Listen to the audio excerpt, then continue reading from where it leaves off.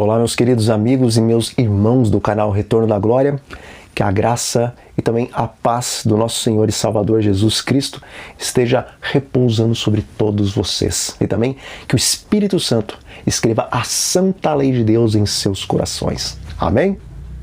Bom, meus queridos, quando nós nascemos no reino de Deus, já nascemos missionários, conforme diz o Espírito de Profecia. E quando, nas 7 cartas de Apocalipse, o apóstolo inicia cada uma delas dizendo ao anjo da igreja, João não está se referindo apenas aos pastores daquelas 7 igrejas na Ásia, nem está apenas se referindo aos líderes religiosos que estavam à frente da igreja em cada um dos períodos proféticos, desde Éfeso até Laodiceia. Os anjos ali ilustrados nas cartas às 7 igrejas representam não apenas os líderes da igreja, mas representam toda a membresia. E sendo assim, todo membro da igreja é um mensageiro em potencial para o Senhor, independente de qual é ou quais são os seus dons e talentos. E dizem as Escrituras, sereis minhas testemunhas tanto em Jerusalém como em toda a Judéia e Samaria e até aos confins da terra. Vejamos, queridos, os crentes de todos os séculos tomaram parte na grande comissão que foi dada aos primeiros discípulos. Judeus cristãos, gentios convertidos, valdenses e protestantes, todos eles levantaram a bandeira do Evangelho e proclamaram as boas novas da salvação em Cristo Jesus, independente dos grandes riscos que diante deles estavam, riscos dos quais muitos deles foram martirizados por amor a Cristo. E isso eles fizeram, meus queridos, porque todos os que verdadeiramente recebem o Evangelho, eles recebem essas sagradas verdades para reparti-las com o mundo, porque Jesus disse categoricamente, fazei discípulos de todas as nações. Irmãos, os fiéis de Deus de todos os tempos, desde os apóstolos até os pais da igreja remanescente desses últimos dias, todos eles consagraram os seus recursos, assim como o seu tempo e a sua vida para honrar o nome do seu Senhor, porque eles estavam interessados nos tesouros dos quais nós podemos e devemos ajuntar no céu, em vez dos tesouros os quais, ajuntados na terra, por fim, se não foram corroídos pela traça ou pela ferrugem, se não forem roubados pelos ladrões, serão completamente destruídos no dia da volta de Jesus. Todos os verdadeiros discípulos de todas as épocas compreenderam e viveram as palavras de João Batista, a qual dizia que se alguém tem 2 túnicas, reparta uma com seu irmão. Amigos, cristianismo e egoísmo não combinam. E se aqueles que viveram tão distantes do retorno de Jesus viveram uma vida de completo desapego dos tesouros que este mundo oferece, nós que vivemos tão próximos do reino eterno, onde as ruas e as mansões são de ouro puro e polido, por que estamos retendo os nossos tesouros, o nosso tempo, os nossos talentos, e em vez de aplicarmos essas coisas no avanço da obra de Deus, estamos aplicando na aquisição de bens, conhecimento e comodidade terrenas? Bom, se os mensageiros e peregrinos que estavam tão distantes de possuírem o reino eterno se dedicaram a si mesmos e os seus bens para o avanço da obra, e se os mensageiros e peregrinos que estão tão perto do reino eterno dedicam tão pouco do seu tempo e recursos para o avanço da obra, só pode haver uma explicação. Os primeiros mensageiros viviam nesse mundo, mas aplicavam o seu tempo e recursos sem restrições na obra de Deus, porque o coração deles não estava aqui, mas sim estava na pátria eterna.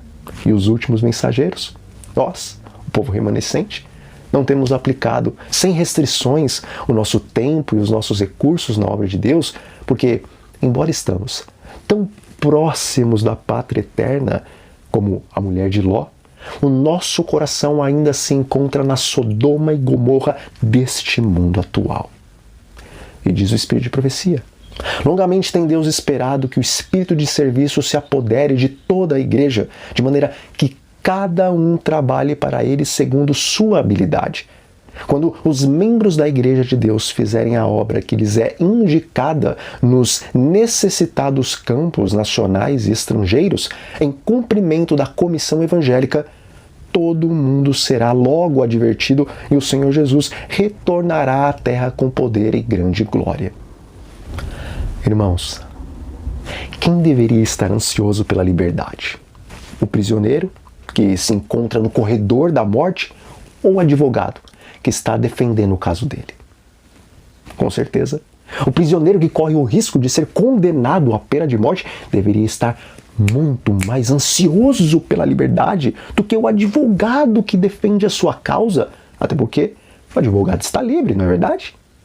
Veja, Deus não está preso a esse mundo de pecados, nem está sentenciado à morte eterna, mas ele se encontra livre e assentado em seu trono eterno. Mas nós nos encontramos em um mundo contaminado e poluído por cerca de 6.000 anos de pecado e, além disso, sendo pecadores, corremos um constante risco de sermos condenados com a pena de morte eterna. Contudo, o Espírito de Profecia nos diz que quem tem esperado ansiosamente pela nossa liberdade é o nosso advogado, Jesus Cristo, enquanto nós, que ainda corremos risco de sermos condenados à morte eterna, vivemos Deus preocupados nessa prisão, que quase inconscientes de que em breve poderemos deixar de existir eternamente. Bom, conta-se que nos Estados Unidos um condenado à pena de morte conseguiu então provar a sua inocência e depois disso, sabendo que existiam muitos casos semelhantes ao dele, ele se tornou advogado e passou a trabalhar pela liberdade desses injustamente condenados. E, embora eu não tenha o número, conta-se que muitos foram salvos dessa condenação por conta do trabalho incansável que esse ex-condenado à pena de morte dedicou após ter sido liberto. Amigos, constantemente nós estamos na igreja e agradecemos pelo dom da salvação em Cristo Jesus. Contudo, se realmente somos gratos por termos sido libertos da condenação eterna, então, à semelhança daquele homem que se tornou um advogado para defender aqueles que se encontravam na mesma situação que anteriormente ele estava, se realmente vocês e eu compreendemos o que Cristo fez por nós, devemos dedicar o nosso tempo, os nossos talentos e também os nossos recursos para sermos instrumentos nas mãos de Deus, a fim de libertarmos o maior número de pessoas que pudermos da condenação eterna. Amém, meus queridos? Essa foi uma pequena reflexão e nós vamos ficando por aqui. Mas antes, eu quero fazer uma oração com vocês. Senhor, nosso Deus e nosso Pai, muito obrigado porque em Cristo Jesus o Senhor nos libertou da condenação eterna. Pai, agora que em Cristo estamos livres, encha-nos do Teu Santo Espírito e faça-nos verdadeiros missionários, a fim de sermos instrumentos para a salvação de muitas almas. E é em nome do Senhor Jesus que nós oramos. Amém. Então, meus amigos, se essa mensagem falou ao seu coração, não se esqueça de deixar aí o seu like, faça também o seu comentário, para que a plataforma aqui do YouTube divulgue essa mensagem para mais pessoas que precisam ouvi-la, ok? Um grande abraço a todos, fiquem sob a paz do Senhor Jesus Cristo e até a próxima.